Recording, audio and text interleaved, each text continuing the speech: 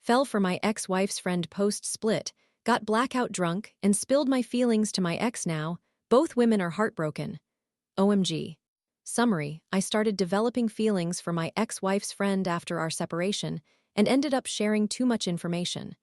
I need to begin this by acknowledging that I am not the best person in this scenario. Throughout this situation, I made countless errors, but it reached a point where I felt an obligation to act in what I thought was the morally correct manner. Well, if it was indeed the correct choice. For some background, approximately 2 years ago, I, 33 years old, male, and my wife, 29 years old, female, whom I will refer to as me, relocated to a new area where we had few acquaintances. This move followed several years of constant relocations for work. After settling in, we both formed friendships, but our relationship became strained. We had always engaged in arguments and significant disagreements prior to the move, but these escalated into intense battles where we looked at each other with disdain. Despite this, we typically allowed these conflicts to pass without resolution, although they frequently reoccurred and intensified. We never genuinely addressed the root causes or sought help, despite having previously attended couples therapy. It's important to mention that we decided to marry because it would provide us with a considerable financial advantage, as well as her benefits. Nevertheless, there were genuine feelings and love that we shared during our time together, and I believe there was a period when we both loved each other in a healthy manner. Fast forward 6 months into our new life, we had developed a group of friends who seemed to genuinely enjoy our company. However, it appeared that everyone preferred our company individually. The issue arose whenever the whole group gathered for fun, as we would inevitably generate tension or arguments, often over trivial matters. I take responsibility for this dynamic. We had a multitude of lengthy, serious discussions in which we both acknowledged that perhaps our relationship was not in our best interest.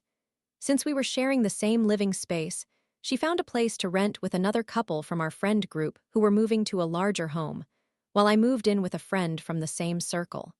I attempted to ensure our separation was as amicable as possible, given we had 2 dogs together for about 5 years, offering her access to the dogs and expressing my desire to maintain a friendship if doable.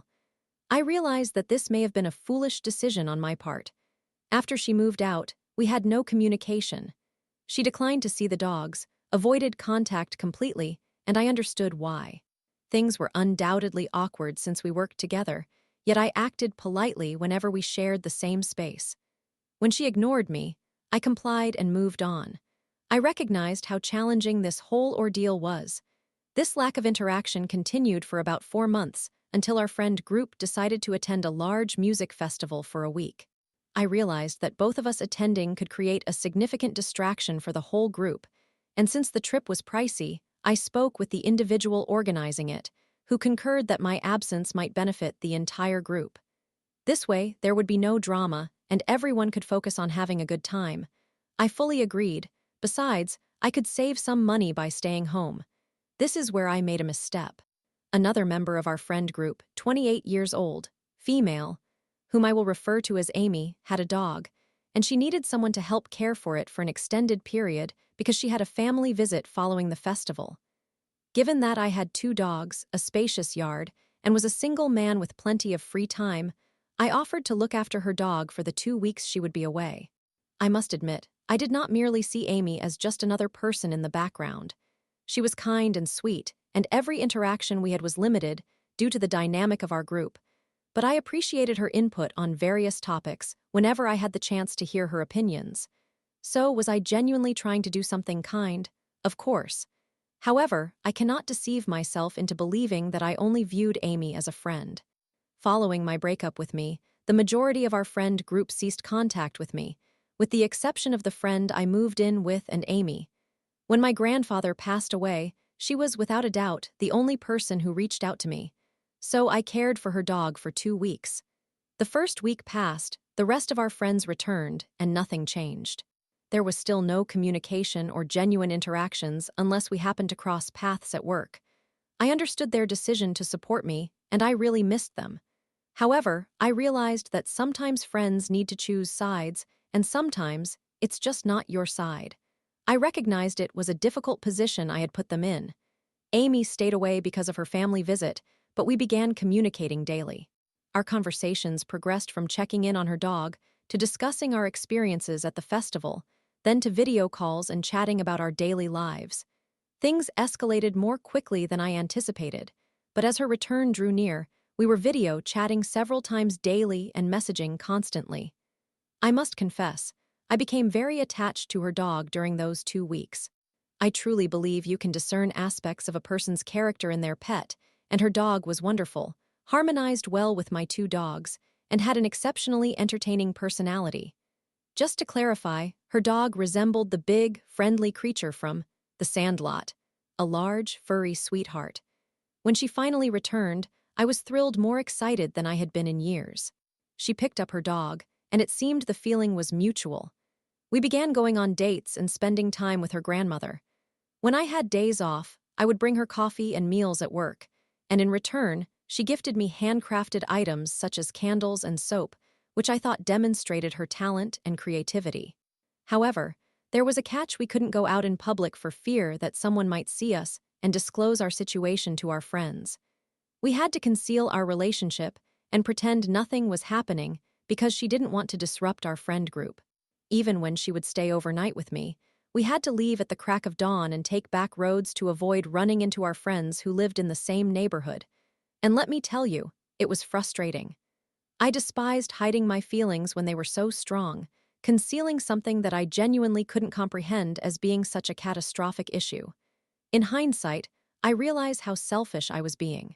While I might have thought it wouldn't affect me since I wasn't engaging with the friend group, it was undoubtedly messier for her since she was. Still, I asked her to be my girlfriend and to commit exclusively.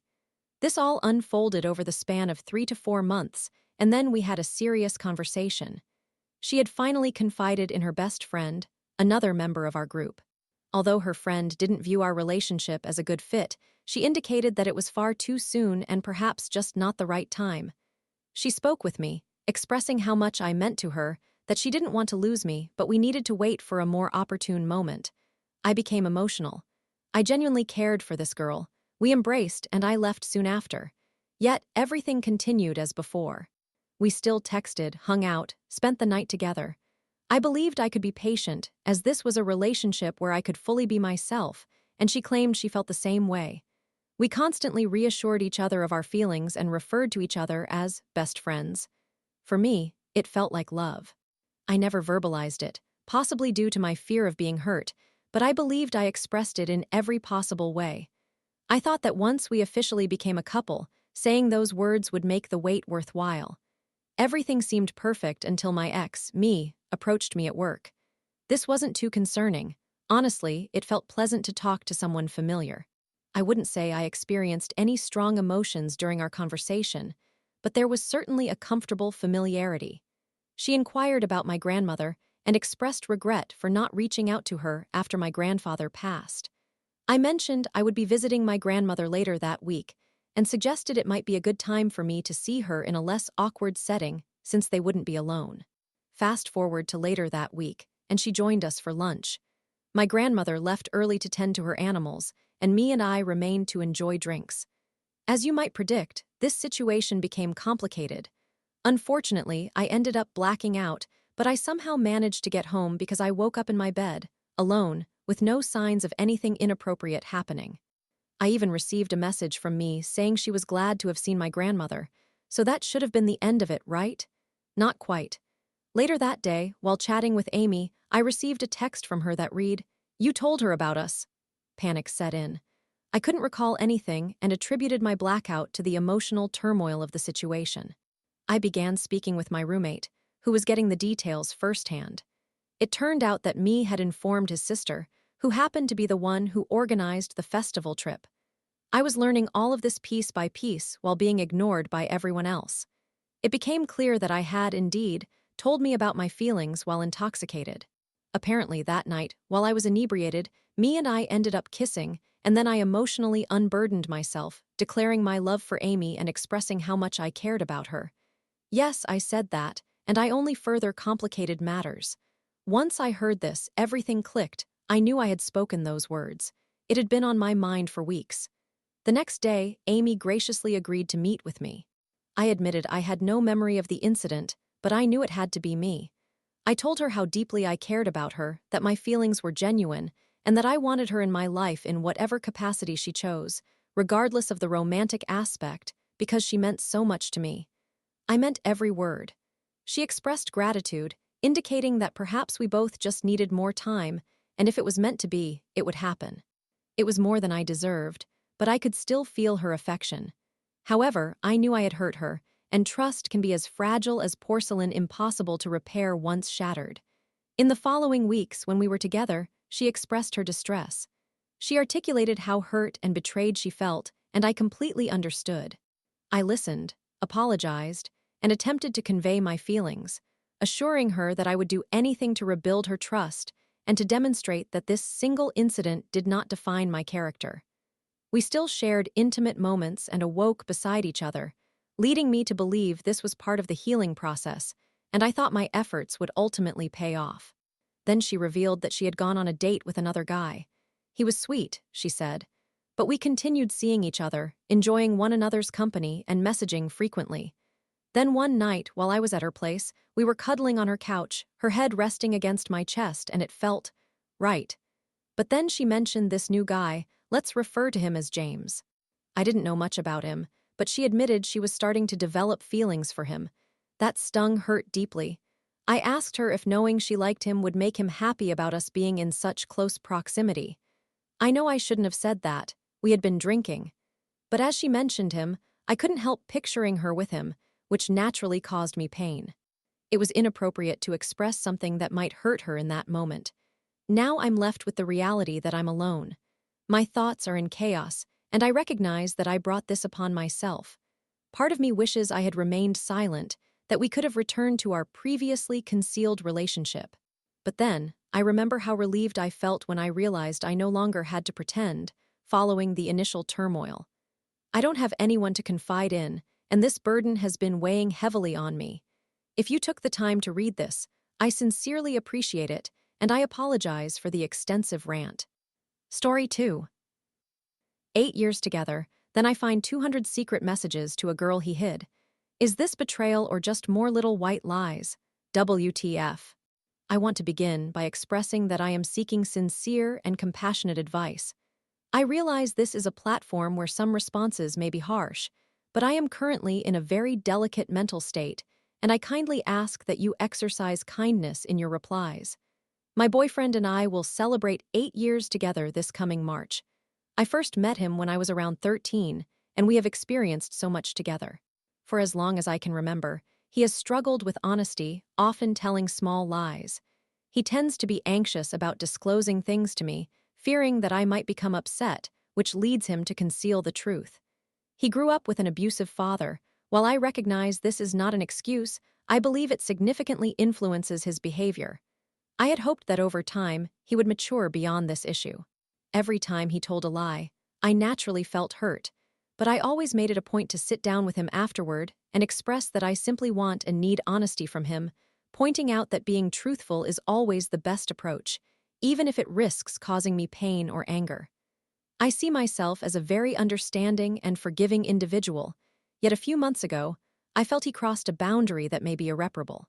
He is currently serving in the Navy and is in school, which results in him interacting with numerous people.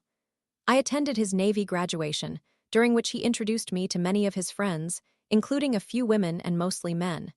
The 2 women I met were very pleasant, and I hoped to develop friendships with them as well. Fast forward to about a month later, he took me out for dinner.